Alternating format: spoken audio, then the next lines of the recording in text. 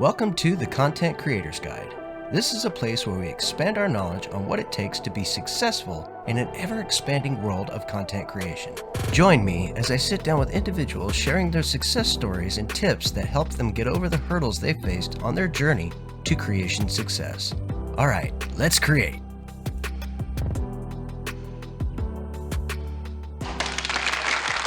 Ladies and gentlemen, welcome to the Content Creator's Guide. I will be your host, Patrick Conway, also known in other circles as Jaxus. Today we will be talking to the creator of the very successful Once Upon a Wasteland. It's up to 25,000 downloads, almost to 30. And the voice of the one and only Modus of the Modus Files, a show now in the 50K download range and constantly growing. Please welcome Brad Williams. Welcome, Brad. Hey, Patrick, thanks so much for having me. It's a pleasure. I am so glad you gave me your time today. All right, folks, I kind of like to get right into the meat of what I'm doing here. So what the show is all about here is I try to make it to where people can see from a perspective of somebody who's successful in what they do as to how they went through it and some of the trials and tribulations and some of the technical stuff that helped them along the way that they, obviously we hit a lot of bumps in the road trying to get successful at doing these, different forms of content creation and trying to smooth that out for people coming up behind us. First thing I wanted to ask you is, what inspired you to get into content creation in the first place? Well, so a long time ago, it's going on 30 years now, I first started to get into screenwriting. And I was also doing some acting, some narration, some stuff like that. But unfortunately, that kind of went by the wayside. And I decided after a few trials and tribulations to kind of, get a day job basically and abandon that dream. And for, I guess, probably from about 1996 or 1997 up until last year, I didn't really write or create anything. I just kind of didn't. It was something that I just put away and didn't really think much about. Still thought about things like that and those kinds of things, but it wasn't something that I was actively pursuing anymore. And I also even kind of got out of doing any kind of VA stuff, no narration, no VO work, no commercials, none of that kind of thing. I really kind of abandoned that whole side of things. But then Lawrence from the Modus Files put a post up in Reddit asking for voice actors for his show. And this was, I guess, right around episode 3, I think it was, when he first started to have other people in the show and actually, fill it out more like an audio drama. So I answered that post and I auditioned for the role of Modus, and he liked what I did. I got involved with that. And through that process, I had introduced Lawrence. We had discussed story ideas and backgrounds for OCs and those kinds of things. And Lawrence he's an extremely encouraging person. And he and I went back and forth with talking about the story of my OC and developing some really small stories and just little vignettes about that character. And it got to the point eventually where he said, you should really consider doing an audio drama podcast like Modus Files. And I thought, well, that would be cool because I liked writing. I liked being a screenwriter. Creating things is fun. It was one of those things that I guess I never thought I would want to do it again. But I think going through that process and seeing how good Modus Files was and is, I think kind of that also kind of greased the wheels a little bit for making me want to do it. So I wrote a couple scenes to start off just to kind of get the ball rolling a little bit, get into the characters' heads. And then from there, it just developed out into a full season arc. And then I could figure out the arc of each of the plots that happens throughout the season. And from that point, you work on what happens in each episode. So it's a process where you start from that 50,000 foot overview and you slowly get more and more granular as you go on. And then, of course, there's all the ancillary stuff like casting, which is perhaps the most important thing that you do as a part of this process, and music and sound effects and how do you edit an episode and all these things that I had never done before. The last editing I did of any kind was on a 3/4 inch videotape deck. No, not reel to reel, but it wasn't that old. But no, the old U-matic videotapes. the ones that are, you know, like the size of your house, basically. But yeah, that's how long it had been since I had edited anything. So that was certainly a kind of a difficult thing to wrap my head around at first. But I think with Lawrence's help and the help of quite a few other people, that process went a lot faster than it would have otherwise. Yeah, I mean, very inspirational individual, actually. He's been a great mentor to me as well. What was the hardest hurdle for you getting started? I think the hardest part about getting started is executing on it. Like, it's one thing to write your scripts. It's one thing to get all your ducks in a row for production, like buying the editing software you need or getting a subscription for music and sound effects. But for me, I think once I got to the point of involving other people, when I started the casting process, that's when that's I think kind of that do or die moment. Because uh, like, it's one thing to waste my time if something isn't going to be successful or if something isn't going to get off the ground. And one thing that I've seen is the side of the road is littered with the corpses of productions that never got released. Never got made So it to fruition. Yeah. yeah, exactly. So if I waste my time doing something like that, that's fine. Who cares? It's my time to waste.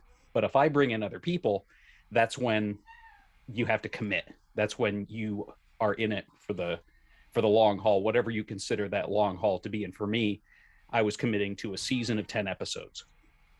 I knew that once I brought everybody in, once we started recording and all that kind of thing, that I was going to do at least that. So that do or die moment and pulling the trigger on that, I think was the hardest early decision. But in terms of what was the most difficult in terms of doing it, there's a lot of not exactly self-doubt, but maybe some second guessing as you're going through this process. Did I write a good story? Have I cast the right people? All You those. have, by the way. Well, Yeah, it was an incredible show. yeah, I got really lucky with the cast. I gotta say, Vitriol, who plays Odessa, I asked Lawrence to put me in contact with her based on the Halloween episode because I thought, I mean, she hit that one out of the ballpark. So I heard that and I was like, I want her to be my Odessa. And I had some auditions come through, and there were some that were pretty good, but none of them really did it for me. But I heard that and I was like, okay, she's perfect for it. And then Letitia reached out to Lawrence about the show. So she was interested in playing the role of Beth. And of course, obviously, she was perfect. I never expected to get somebody like her for that role. And then Lucy came in as Amanda, which that's another thing. It's, I guess, a quirk of how different people produce. Some people like to write everything out and plot everything out pretty meticulously throughout the course of an entire season or even longer than that. And I don't like to do that. I prefer to kind of do it as I go along. Shoot from With the hip. Well, kind of. I mean, I do have an idea in terms of major story beats, but I mean, in terms of what specifically happens in each episode or each chapter. And that paid off because I got Lucy to play Amanda. And Lucy, I mean, anybody who's listened to my show or Modus Files know that Lucy's an absolute superstar. So that changed the way I wrote Amanda. The role became bigger, and the way that I uh, formed that character also changed a little bit so that it suited Lucy more, because I knew I had a great performer in that role. So I wanted to make sure that I took advantage of that as much as I could. So all those kinds of things. But yeah, there is some self-doubt that creeps in when you start off, like, because you have to, there's certain things that you have to get right at the beginning. The casting is something you have to get right at the beginning. The overall formation of the story is something you have to get right at the beginning, because those things can not really be corrected. You can pivot on the story to some extent, but really you have to put the foundational things in place. So you gotta make sure you do that, and you're never sure if you do until it gets out there. And you got lucky with the chemistry between the three of them, actually. Mm-hmm. As a listener, I found them to blend together very well. Yeah, we were actually just talking about that the other day. The three of us, and Vitriol was talking about how it really does sound like they're in a room together, and they're not even on the same continent. Like the actors aren't even on the same continent, but it really does sound like a conversation.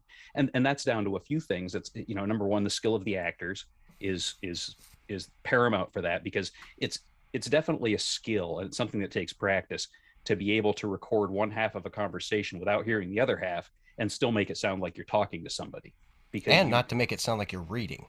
right. Yeah, and that's and a show like this, it's emotion is an important part of it. So you really can't have people, except in very specific circumstances, you can't have people that are coming off as cold. So I think that that's another that is a good thing, a really good thing to point out. This one I think would suffer more from that kind of a read than a lot of other shows might, just because that it's all character and it's all interplay and dynamics and relationships. Whereas if it's more of a sort of a scientific piece, or a more I don't want to say plot driven, because it makes it sound like my show doesn't have a plot, but more action driven, maybe you can maybe get away with that a little bit, but with this one you definitely could not. And so in that regard, I got very lucky. You definitely have a character-driven piece. That's the way I saw it. Mm-hmm. The characters definitely pull the story along. Mm-hmm. Yeah, Um, and it's really a matter, you write what you know. And I, even back in days of yore, that's what I knew I could write. Something that I had a good understanding of was characters, how people talk, how people interact, how dynamics between people work, and relationships, whether they're family relationships, whether they're romances, whether they're friendships, and whether they're rivalries, or even that kind of thing. That's something that I feel like I have a pretty solid handle on. So I knew that that's what should drive a story. If I'm going to tell the best story I can tell, that's what has to drive it. okay. So my next question is what do you found that works best in regard of your show for mic and sound quality? That's something that I learned a little bit as I went along. One thing that helped was the folks that did the lead roles had good equipment and good spaces to record in, so I didn't need to do a lot of editing. But I did discover that there's certain plugins and there's certain editing techniques that help that part of it. So, for example, the two plugins or plugin suites that I use for editing, for the most part for dialogue, are Clarity VX, which is by Waves, which is a neural noise reduction plugin, and I also use Isotope RX9, which has a number of different plugins within it that can do a number of different things for uh, to make a dialogue track sound good or better. And that's a thing. I mean, when you're doing something where people are recording in different locations with different equipment, what they record is going to sound different. There's no way around that. So making things sound similar enough so it sounds like they're in the same place is very important to what we were talking about before, where so it sounds like they're in the same room. Another part of that is I EQ all the tracks the same way. I use the same preset plugin in Logic Pro for all my voice tracks, and that's another area. So the each track has the same sort of frequencies pulled up or pulled down, which also helps. And I use the same kind of reverb on every track, so that also helps kind of grease the wheels in in that regard. Another trick I use is I always have an ambient track behind dialogue. Yes, that's a So good way to mask things. exactly, that can cover, and you don't want it to be, you don't want to make it sound like they're standing next to a jet engine. But I have a specific one where if I'm at Fort Atlas, I use this particular ambient track, and if I'm outside, I use this ambient track that has birds singing. Um, if I'm in somebody's house, I have a quiet room tone hum. Those kinds of things, which I think they can cover some sins that may exist in dialogue tracks that I can't fix via editing, but they will also make, just I think subconsciously the listener will grow to understand where something is taking place by those sound cues. I found that it also helped me. Like when I was first starting out, I was doing like intros for shows and things like that. I didn't realize how much background noise, like my fan or something like Oh that, yeah. would do. So I found that before I discovered noise reduction and understanding how it worked, I would put music or something behind something to hide Mhm. that background sound, and that's how I did that kind of thing. Yeah, and when I record stuff myself, I have sound treatment, and I have a particular couple of mics that I like to use. I'm not using any of my VO mics now. I'm using an Elgato Wave 3, which is my streaming mic, because that's good for these kinds of situations. But uh, if I'm using a condenser, which is what I use for most of my voiceover stuff, I use a Rode NT1, which what I like about that mic is it has a very flat profile. So it doesn't emphasize the bass. It doesn't emphasize the top end either. It's a true sounding mic. So it sounds like my voice. I know a lot of people like, especially if people use the Shure SM7B, which is one of the most popular dynamic mics in the space. They like the fact that if you lean into it, you get that. It's called the proximity effect, where if you lean in, it emphasizes the bass, and you get that kind of radio DJ. Hey, this is it's time for Weather on the Fives. That kind of thing. And I specifically didn't want that. And so that's why I chose the mics I did. Now, when I use a dynamic, I don't use a Shure SM7B. I use an Electro Voice RE20, which again, very similarly, is a pretty flat mic that makes it easier to EQ, and it also sounds more like my voice. What I want to do if I'm giving somebody a vocal track for something that I'm doing, I want to make it easy for them to make it sound like they need it to sound. So I don't want to, like, I won't EQ it myself or anything like that. I want it to go to them so they can do what they need to do to it, rather than sort of trying to impose my will and trying to sound like something that it may not be. Do you still put a little bit of noise reduction on it, or you just give it to them flat? It depends on. I will listen back to it. Sometimes I do have to run it through Clarity to get a little bit of background noise out, but sometimes I'll send it to them. I'll send it to them straight. And a lot of times it's also down to the preferences of the director, because some directors will tell you don't even NR it, like just send it to me flat. I'll take care of it if there's a little bit of hum.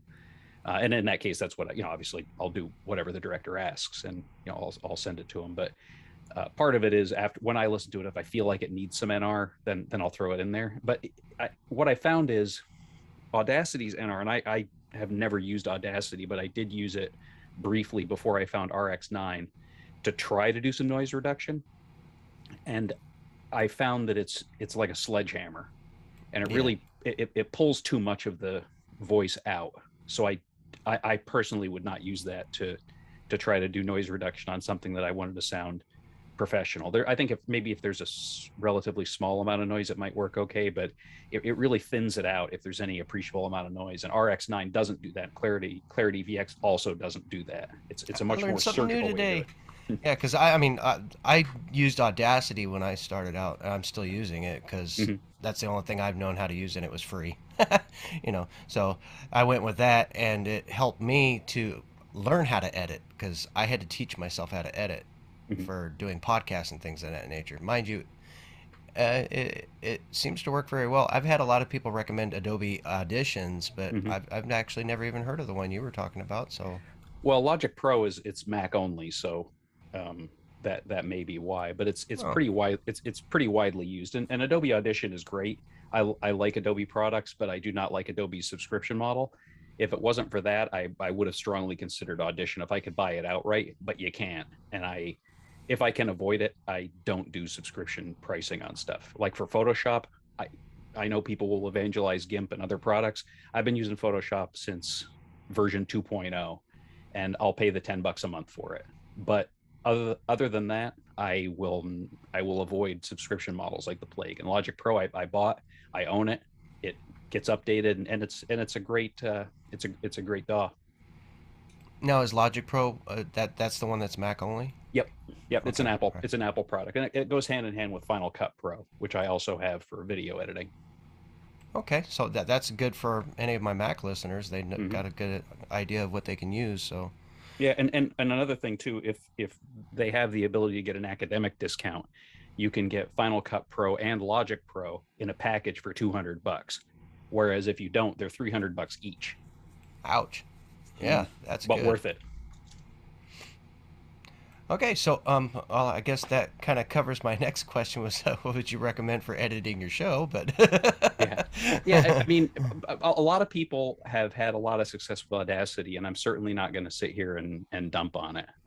It's a very good digital audio workstation.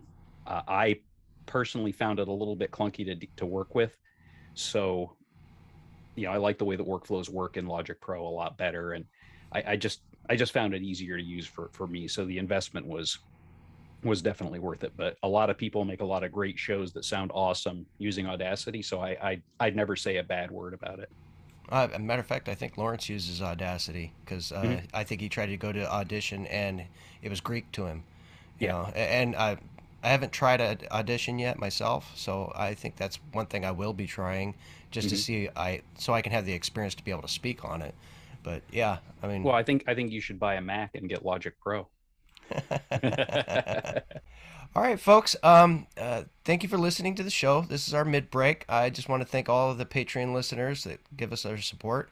If you have not yet and would like to, please follow, like, subscribe, and be sure to write us a review for the show. Also, send us an email with your comments and your questions at ccreatorsguide@gmail.com or follow us on Twitter at ccreatorsguide. And then we will be right back after this message and a short clip from today's talent. Friendly reminder, board game Tuesdays are no laughing matter. Welcome back, everyone. So, would you like to set everybody up with that clip? Let them know what it's about? Yeah, absolutely. So we talked a little bit about how the show is about relationships of various kinds.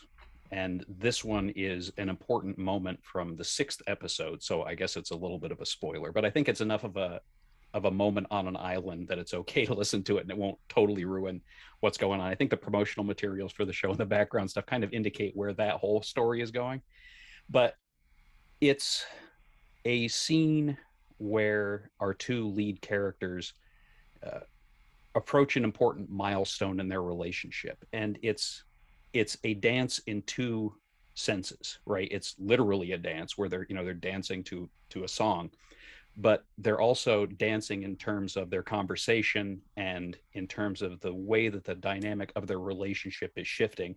And both of them are kind of dealing with the fact that they're sure about how they feel about each other, but they're not entirely sure about whether and how they should proceed because of how things have played I out was in their about to say lives. the approach, right? Yeah, exactly. So, and one of the things that I say, not just with this scene, but in general, the way that I construct dialogue is like a dance. I feel strongly that's how conversation should be, and a really good scene, from my perspective, if I can write it well, it's almost like a quadrille. Like it's a an intricate dance between the participants in the conversation where each of them has their own role to play and their own moves to make. So I think this was I liked the idea of using a literal and a metaphorical dance to establish what was happening at this point in their relationship. And this closes out episode 6 and leads into some fun stuff in episode 7 at the beginning. It kind of turns everything on its head. So I'm very proud of that scene.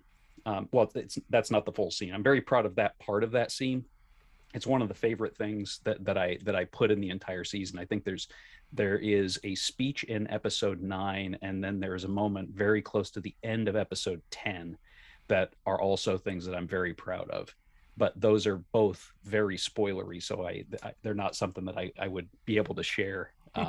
But this one I think is it is a spoiler, I suppose, like I said, but it's not anything that's too surprising. And the fact that it happens in episode 6 and not right at the end of the season, there's certainly a lot that can happen between episode 6 and the end of the show that could throw everything into turmoil. And every good romance has to have a little bit of turmoil in it.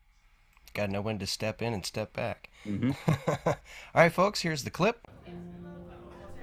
I think they're playing our song. Shall we? We have a song. Nah, I just always wanted to say that.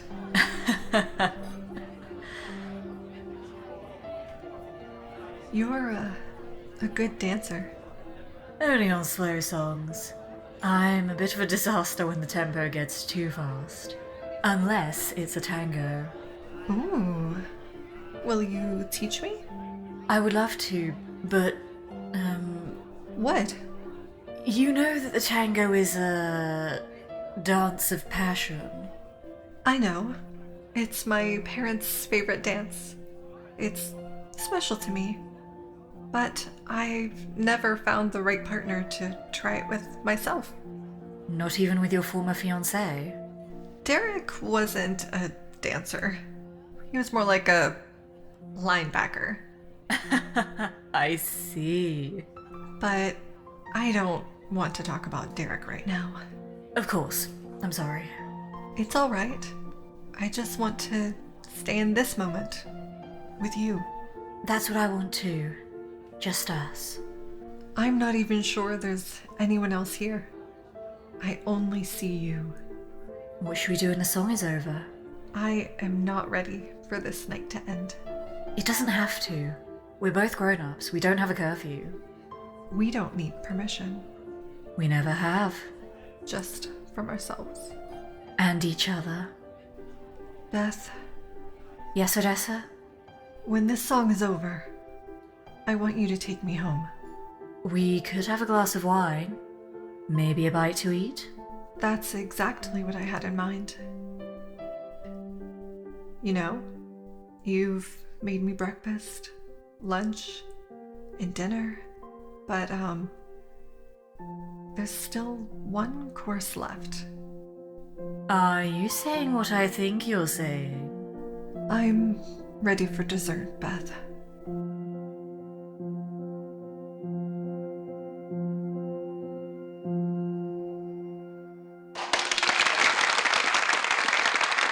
All right, we're back. What went through your head when coming up with the name of your show? That was one of the things that I kicked around with Lawrence, because I very much wanted to.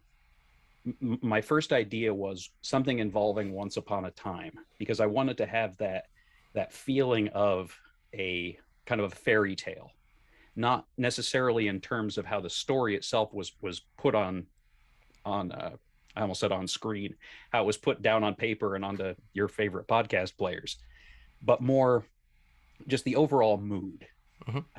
So Once Upon a Time was kind of where it started from, but there are a million things called Once Upon a Time, including a very popular TV show that used to be on ABC. Yeah. So I wanted to use that theme, but then also tie it into Fallout. And I don't remember what some of the interim names might have been. I don't think I ever thought about using Once Upon a Time in the Wasteland, because that was a little bit too close to Once Upon a Time in the West and all the Once Upon a Time in Hollywood. So I wanted to shorten it up a little bit and bring the two concepts a little bit closer. So Once Upon a Wasteland was, I thought, a good compromise to get both of those concepts in there. And it was originally, the full title was originally A Fallout 76 Love Story, because I wanted to make it clear, I guess, obviously, that it was directly tied into Fallout 76, so that if people searched for Fallout 76, they would find this show. And I also wanted people to know what they were getting themselves into. Like, I wanted them to understand this is not a show like Modus Files or any of the other sort of, more action-packed, lore-heavy shows that are out there, which most of the shows fall into that category. So I figured if people were looking for something different, they would see that and think, oh, well, I'm going to give this a listen. And partway through the season, after talking it over with a few people, I decided to shorten that up a little bit and just call it A Fallout Story.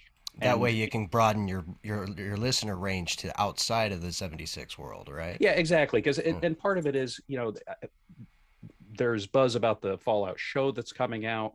There is now, obviously, this didn't go into that decision, but Fallout 5 has now been confirmed to come out at some point in, I don't know, 2075. The next millennia. Yeah, exactly.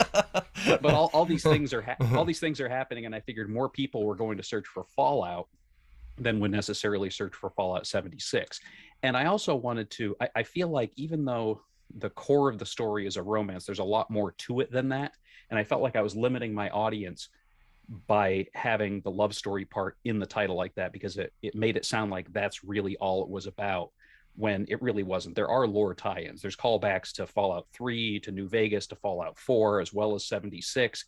There's an overarching mystery. There's some action in there, all that kind of thing. So I felt like it was more reflective of what the show really was. And it's also, it rolls off the tongue a little bit better. And I did see a bump in numbers after I did that. So I think it turned out to be the right decision.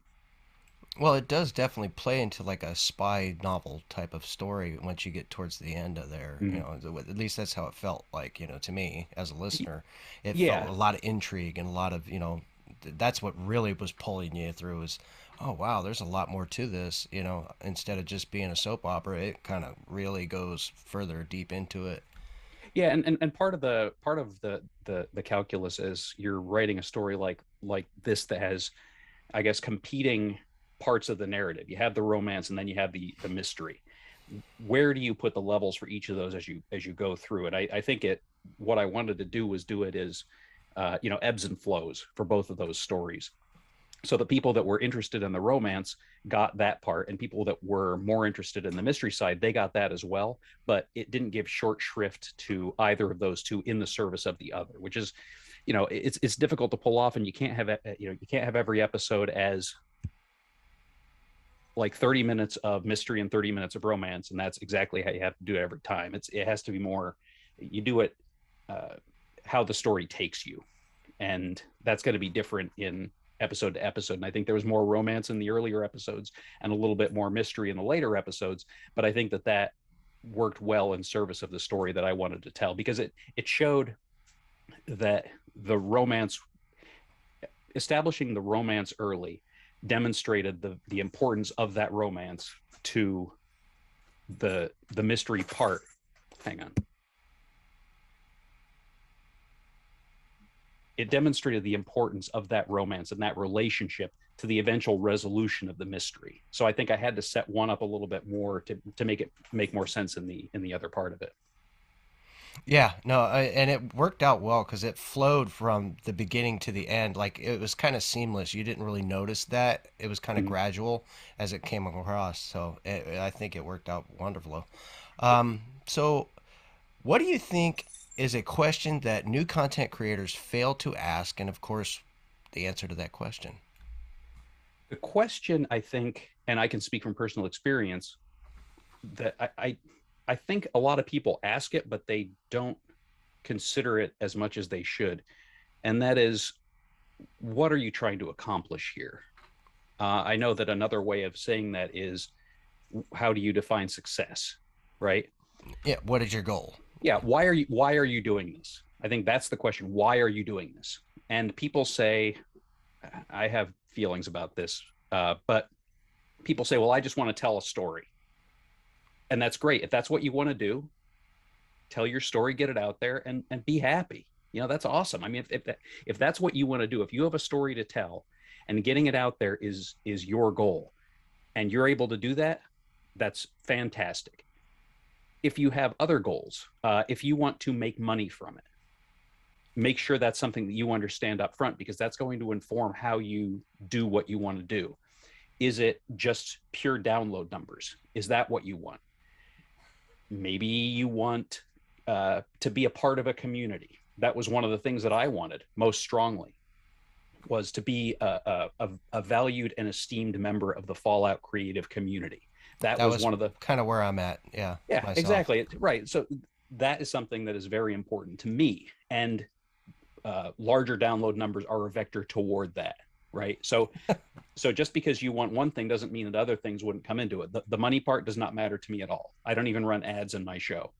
I it's not something that concerns me at all. So that part I can just ignore. But understanding all those things, why are you here? What do you want to accomplish? Understanding that will help you figure out how to accomplish what you want to accomplish. So wanting to be looked at as a valued member of the Fallout creative community, well, I can do that first off by telling a good story. Obviously, that's the most important thing, but also by social media engagement, by being friendly with people. Just, I mean, I'm a nice person, so that part came easy, but being out there, interacting with people, that kind of thing, that becomes more important if that's the kind of thing that you want to do. If you want to make money, then you can cultivate relationships with sponsors, and you can cultivate relationships with patrons, right? Those kinds of things. So it's really figuring out the reasoning behind why you want to sink the preposterous amount of time and often preposterous amount of money that it takes to get one of these things off the ground, because you really got to be invested in it. and having a clear idea of why you're doing it will help you stay invested, because it keeps you focused and it keeps you kind of eyes on the prize, as it were. Yeah. Exactly. Yeah. I mean, for me, it's the same thing. I mean, in a lot of ways, but also I would rather do this than what I do for a living. Mhm. So I'm trying to get this to where it'll end up supplementing my income at some point. So Yeah, for me, it is absolutely. partially financial. The true passion behind it for me is the community and the friendships that I've made, and the fact that I love to talk. I'm a chatty guy, so I enjoy having conversations. So why not utilize that as a tool to push forward? You know, Mhm. if I can make a job out of me being able to have a cool conversation with incredible people like you and Lawrence and, robots and, Kenny and all you guys, to me, that is, what better way to make your money in life and than to have great conversations with people. Yeah, and I think another thing is, once you figure out why you want to do it, be unapologetic about it. Like, there is nothing wrong Nope.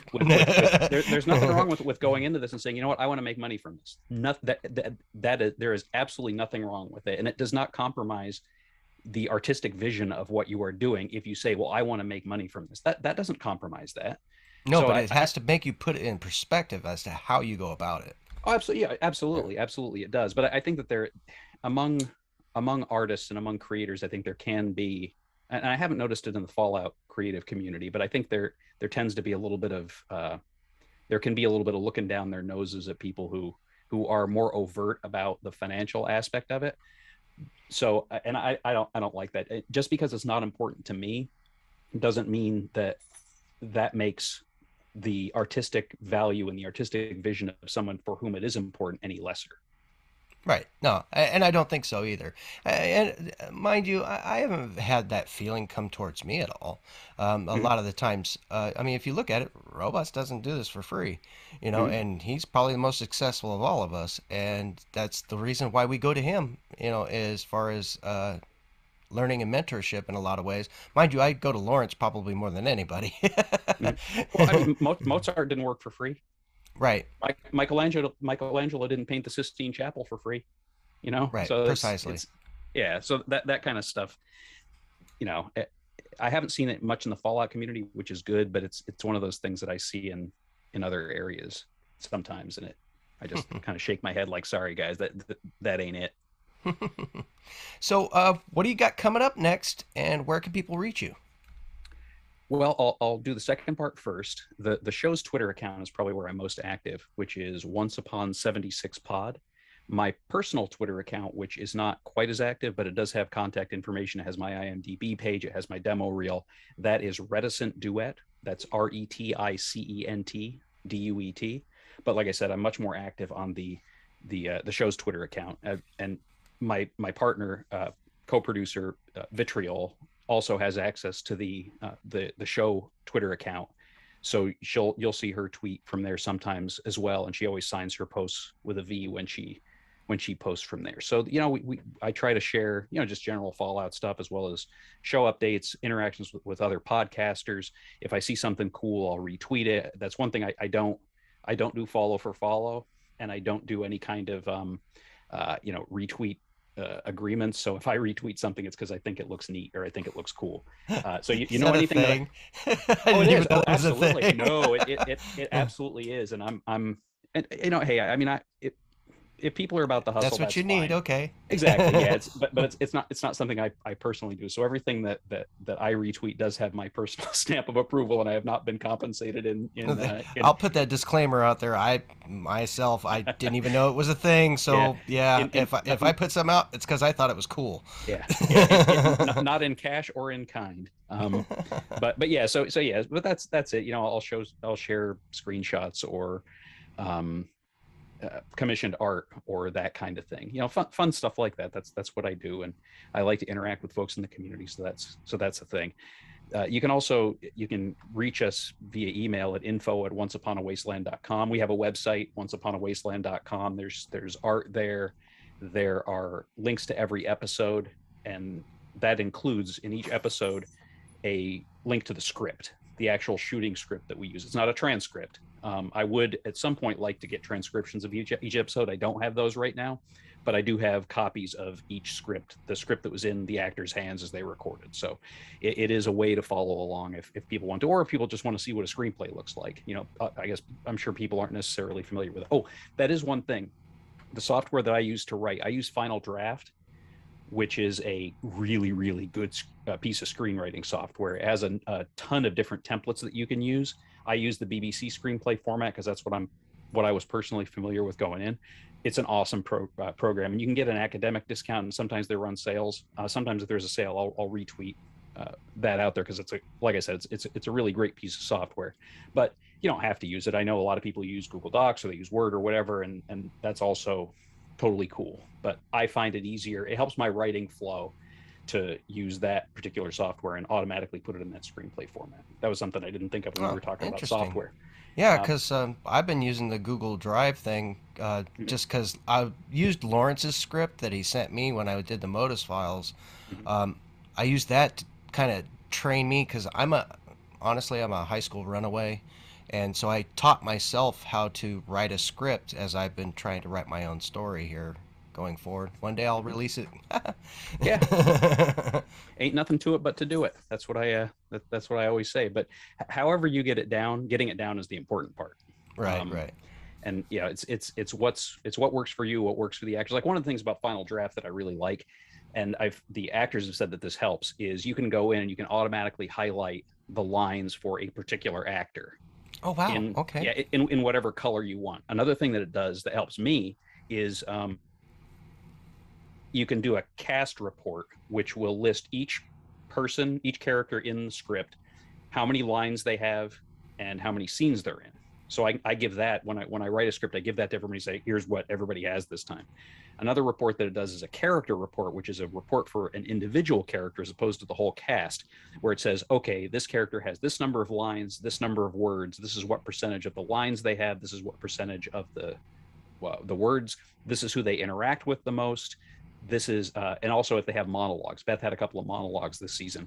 They have a monologue on page X. So there's a really robust reporting in there that can help.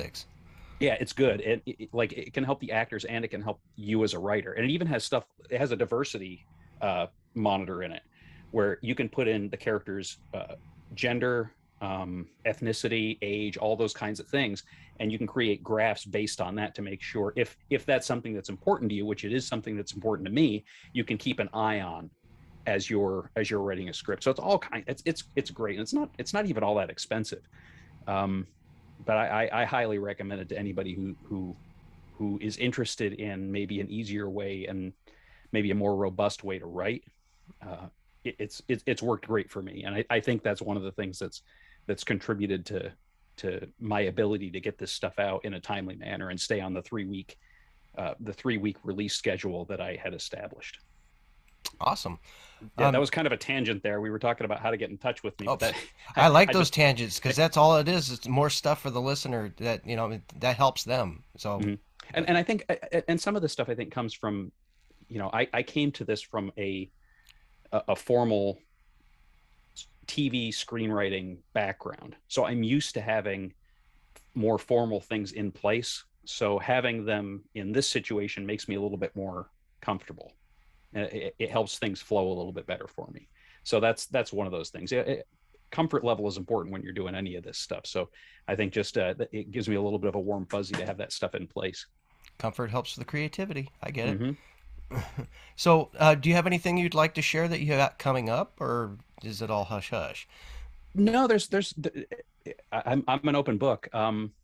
One project that we have coming up is Kenny has a project called Frontier, it's a Starfield anthology podcast. Yeah, I can't wait for that. Yeah, it was originally supposed to release, the first episode was supposed to release when Starfield released, and I think that's still the plan. It's just that's no longer going to be in November. So the schedule for us writing and everything got pushed back as well, which is good. It gives me more time to think about it. But I'll be writing an episode of that. I think it's episode 5, maybe. I forget now. But anyway, one of the episodes in the middle, I'll be writing. And that'll be fun. It's an anthology. There's going to be a lot of different styles to it. Lawrence is writing an episode. Ken is writing, I believe, 5 episodes himself. And then everybody else that has an episode will, they'll have their own take on it. People are not being expected to, hew to a particular style. Like they're not expected to write in Kenny's style.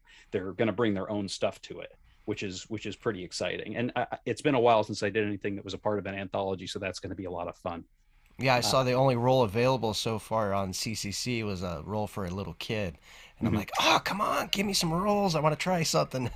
Yeah, I already told Vitriol there will be a strong female lead character in it, and that I will be requesting that she play that role. I Oh, don't that'll have be any great. I don't have anything at all in mind for the story. Got a couple of really small ideas, but that was the one thing that I said I absolutely wanted to do.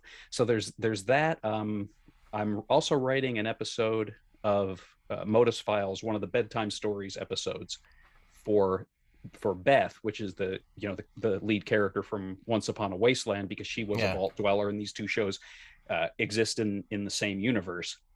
So Lawrence said, "Hey, you should write a bedtime story episode about Beth." So that's something that Vitriol and I are collaborating on, and we're working on that. And I'm also doing a couple of extra voices for the Lilith episode of bedtime stories. So I that do a will janitor in that one. yeah, it's two characters that I played before. So my total number of characters remains at, I believe, 6 that I do in Modus Files now. So I haven't increased that number at all, but that's all right. Other than that, boy, I'm going to be doing some stuff on Twitch. Vitriol and I have been discussing that a little bit. We were going to co-stream for the Play Fast for Pride, but unfortunately, with my little extended vacation in Germany, thanks to COVID, that kind of got derailed. So I just tried to help her out with her stream for that charity. But I am going to be working on probably a WWE 2K22 regular stream. Awesome. I've been building my universe for that. I'm a big wrestling fan, so Mhm. Yeah, and the first TV gig I ever had was as a wrestling announcer, so that was fun. excellent. But I have a picture somewhere. It might be, I might have it at the house here, but it might be at my mom's house, of me with Sergeant Slaughter with me in a headlock when I Oh, was nice. like I maybe 13 or 14 years old. So that's my bona fides are established. But all that is it'll be running through a WWE universe playthrough with a custom show made up of legends and some other people. And Beth from Once Upon a Wasteland has a character in there that's inspired by her. And we'll see how it plays out. One of the if people like to watch it, then we can do things like people can they can have me create specific rivalries between wrestlers and those kinds of things, so that we can have it interactive for folks. So we'll see how it goes. I'm not a big streamer, so it's just something new to try. Yeah, I've been doing that with the Wes Johnson's Voice Palooza for Mhm. autism. So Mhm. yeah, we've been trying to figure out, or not, excuse me, Alzheimer's. Mhm. Oh, and in terms of Once Upon a Wasteland, of course, episode 10 released on May 23rd. So if anybody listening hasn't listened to it, this is a perfect time to binge. I know a lot of people like to wait until the end of a season to listen to a show, because they prefer to have all the episodes available so they can just listen to them rapid fire, and they enjoy just listening to everything at once, which is pretty awesome. There's also a few mini-sodes in there, which are mostly just me talking about a couple of different subjects. There's one where I talk Those were about very good. I actually really enjoyed the one about your writing comprehension and things like that you Mhm. had in there. That was very helpful for me. Mhm. Yeah, Yeah. and I may do some more of those. That's the kind of thing that I might do more of. There is one that Vitriol and I are going to do, which is a discussion of the finale, as well as the alternate ending that I don't want to say I almost went with, but that was in consideration for a different way to end that episode. And there are going to be a lot of people mad about that. So that'll, in fact, she and I had, shall we say, spirited discussions about that. Well, I know you had some controversial elements that you guys were tossing around, leaving in and taking out, and yeah. That was good, and that's one of the things that it's nice to have her as a co-producer and a script consultant on some of this stuff, because she really brings a lot of perspective to it, and she helped modulate some of those things, which is pretty good. But she and I will do that minisode. Of course, the most recent minisode that we did was the two of us talking about Odessa, and that I think turned out well. So I'll use any excuse I can to talk to her. So we'll certainly be doing that finale analysis and alternate ending thing when things calm down a little bit, because I know she's continuing to stream. Well, today's the last day of that fundraiser, but she was streaming for that, and she has some other stuff going on that she will have additional time to hopefully devote to that very soon. but we have talked about it. But that's pretty much all there is for that right now. Okay, my final question for you today is, what key takeaway would you like the listeners to get from your time here?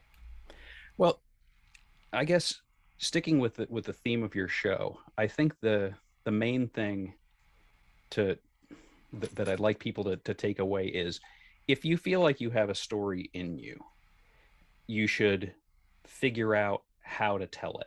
And that could take a lot of different forms. You could write it in a novel form, and you can self-publish. You can publish it online. You can do an audio drama podcast. You could express it in another way by machinima, for example, like Fallout 5.0 does. You could become an amateur filmmaker. That avenue is more accessible than it ever has been. You see those commercials about cinematic mode on an iPhone, and I have used cinematic mode on an iPhone. It's pretty awesome. That's the kind of stuff that you would do with $20,000 cameras back maybe 10 or 15 years ago. But now anybody who has a $1,200 phone can do it, which is pretty darn awesome. So there are a lot of different ways, if you feel that you have a story that you want to tell, to get that story out there. And all I can really say is do that. Just take a look around, see what turns out to be the best way to do it, and get it out there. There's a lot of ways to do it that don't necessarily cost a lot of money. It'll take time. That's the one thing that you can't avoid. But in terms of money, it's a lot more accessible than it used to be. So, and there's a lot of room for a lot of different stories. Fallout is a rich canvas for storytelling. So that really worked out for me telling this particular story. But there's a lot of different places and a lot of different universes, and make your own universe if you want to.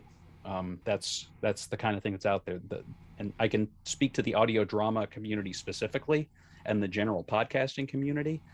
There is no more welcoming and helpful community out there. People in this community, especially on the audio drama side, but even in the discussion podcast side as well, that we want everybody to succeed. A rising tide raises all boats. Yep, exactly. Yep. And that seems to be the mantra by which these communities operate. And I have gotten so much support from these communities. That support is out there if you want to tell a story. So just look around, see if it's something that you want to do, and get your story out there. It's if nothing else, you'll be able to say that you told your story, no matter what. Yeah, I think by finding the Robots Radio Network and getting hooked up with their Discord and all that led me to everybody else, and that helped me to find Kenny and his community of the Stalkercy, and everything else really made it really easy for me to learn and grow, and that's how I am where I am now. That's going to do it for today. I hope you guys enjoyed the show. Be sure to check out my guest work and keep creating. All right, bye-bye. This podcast is part of the Robots Radio Rocket Club, a program designed to help all podcasts reach their full potential. For information about joining the Robots Radio Rocket Club, check out robotsradio.net.